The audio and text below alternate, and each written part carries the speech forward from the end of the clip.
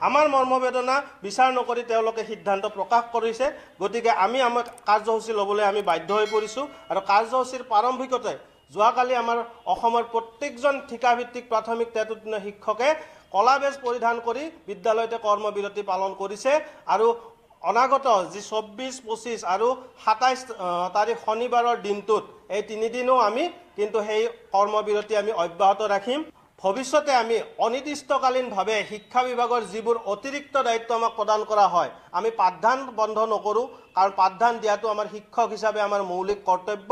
কিন্তু পাঠদানৰ উপৰেঞ্চি যিবোৰ দায়িত্ব শিক্ষা বিভাগে আমাক প্ৰদান কৰে সেয়া শিক্ষা হেতু এপৰ পৰিচালনাই হওক, সেয়া গুণোৎসৱেই হওক, সেই অনলাইন ডাইচ ফিল আপ কৰাই হওক বা শিক্ষা বিভাগৰ বিভিন্ন ডাটা তথ্য পূৰণ কৰা যি কাম আমাক অতিৰিক্তভাৱে প্ৰদান কৰে সেই সকলো কামতে আমি অসহযোগ কাৰ্যসূচী চলাই যাম। আমি আগন্তুক তৃতীয় পৰ্যায়ৰ গুণোৎসৱ আছে, সেই গুণোৎসৱতো আমি অসহযোগ কাৰ্যসূচী আমি অব্যাহত ৰাখিম আৰু 29 জানুৱাৰী তাৰিখে সমগ্ৰ অসমৰ শিক্ষক সমবেত হৈ আমি সৰ্বশিক্ষা অফিচৰ সন্মুখত এক ঘেৰাও কাৰ্যসূচী ঘোষণা কৰিছোঁ।